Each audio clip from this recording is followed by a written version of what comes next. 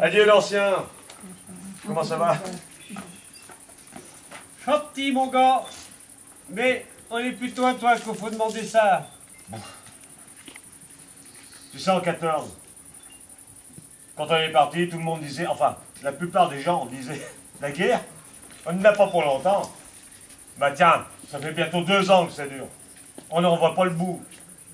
Je venais juste de me marier quand je suis parti. Et puis, j'étais même pas là quand la Marie m'a donné mon rôle. Enfin, pour toi, l'ancien, en 70. On a duré moins longtemps. Ah, on n'était pas facile non plus. Mais on est vrai qu'en 6 mois, on a été fini. Mais toi, Célestin, où es-tu quand t'es arrivé? Bah, au-dessus de Soissons, dans l'Aisne, on était dans un petit bois. L'artillerie était montée en batterie pour arrêter l'avance des Boches.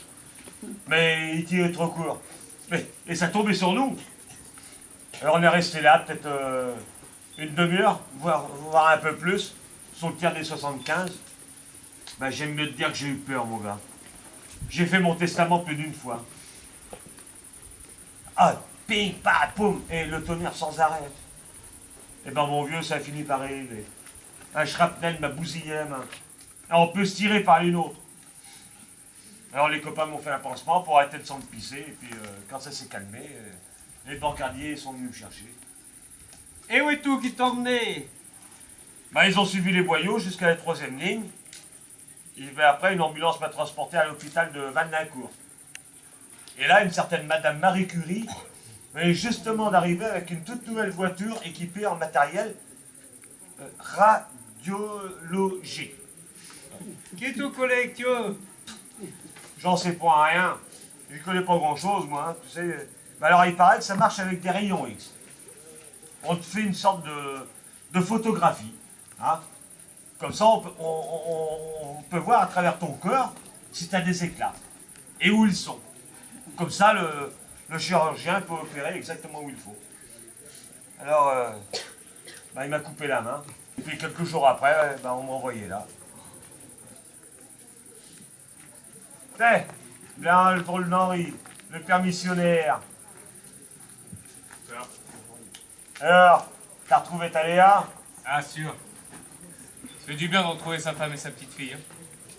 Et ça faisait longtemps que j'avais pas dormi dans des draps et mangé autre chose que ces boîtes de singes et ces biscuits moisis. Hein.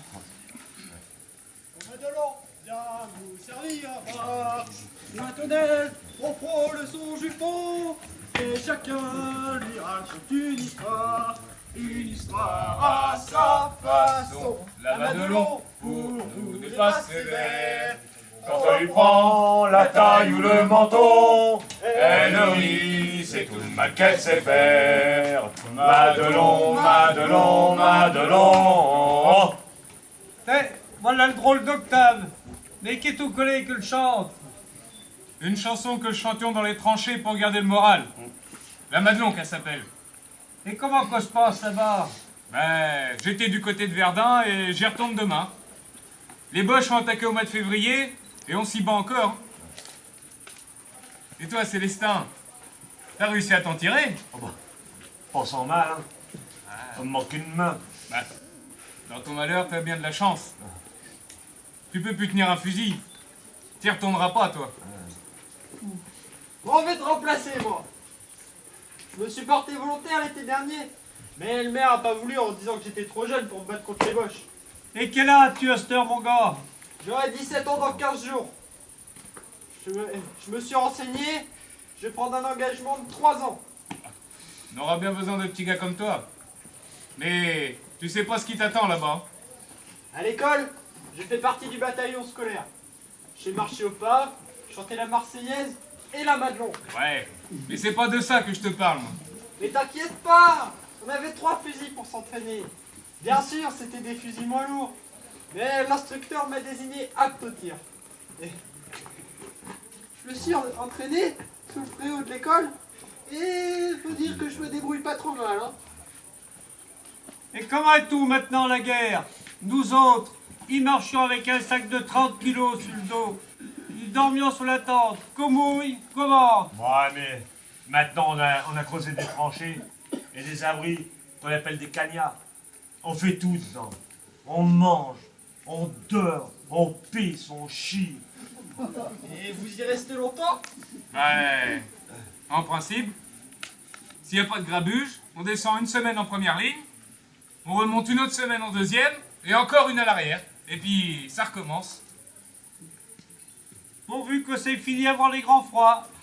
Bah justement, cette année, cet hiver, il a fait tellement froid, il y a plein de compagnies qui ont les PG. Ah, les PG, c'est courant. Et puis, c'est la roulante qui nous apporte à manger. Quand elle peut, hein. Ou boulotte ce qu'il y a. Quand les rats sont pas passés par là. Hein. Et les totos. Qu'est-ce que t'appelles comme ça? Ben, c'est les poux. J'en ai eu dès mon arrivée là-bas. Ah, c'est pas pire que la guerre, mais je peux t'assurer que c'est pas drôle. Hein. Il m'est arrivé d'en tuer une 50aine dans la journée. Quand on fallait y aller, on était au pas de charge. Et quand on attaquait en rang serré, fallait voir. Mais c'est plus pareil maintenant, l'ancien. On tue au canon. Si tu voyais ces haies d'artillerie, bah je veux te dire que quand ça se met à cracher, hein, il fait pas bon. Et puis alors, leur 88 autrichiens. Ah, c'est leur canon le plus dangereux au Bosch. Hein. C'est des obus à tête sensible. Alors quand tu touches le sol, il explose. Et ça te fait des trous, mais alors, pas plus gros que des nids de poules. Mais alors, comme terrible, faut voir ça. Hein. Je me demande souvent de fois combien il faut de kilos de projectiles pour tuer un homme.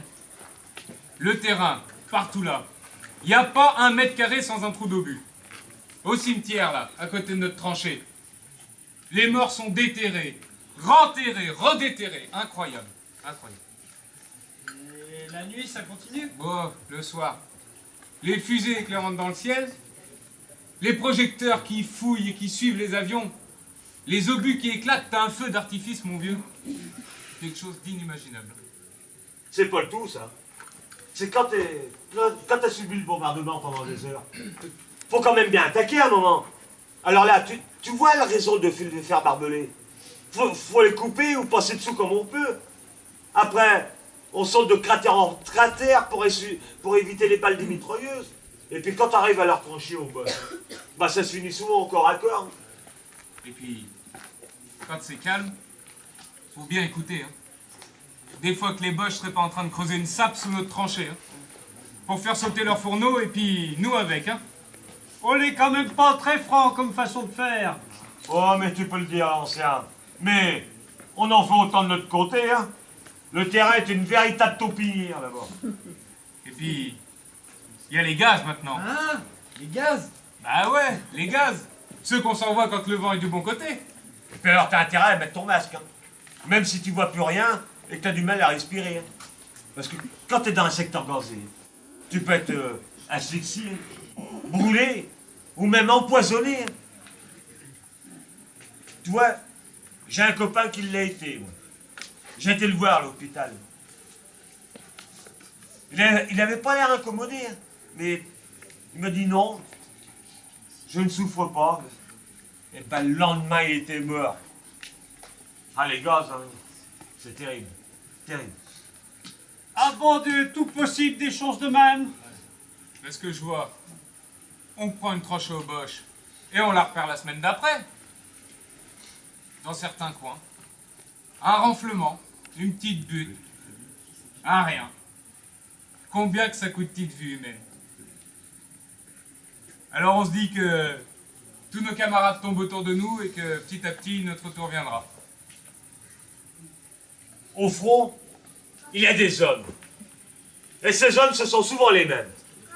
Alors quand on revient à l'arrière, qu'on voit ces messieurs, ces gens qui dansent, qui rigolent, qui font bonne vie pendant ce temps-là, ben ça nous motive pas beaucoup à y retourner. Et on se dit, j'y suis aujourd'hui, j'y retourne demain, et après-demain j'y resterai, je reviendrai pas. Je suis persuadé, moi, que tous ceux qui, comme nous, ont vu ces choses-là, peuvent dire que ce serait possible entre ces hommes de fraterniser. Oui, car ce sont des hommes. Ils ont des femmes, ils ont des enfants, sacré nom de Dieu. Et t'en as tué beaucoup des Boches? J'en sais point rien, mais Dieu sait que j'en ai tiré des coups de fusil. Mais, tiens, une fois, j'en ai tué un à la baïonnette. Pauvre type. Mais, c'était lui ou moi, tu comprends? Eh bien, j'oublierai jamais à son regard, ce jour-là.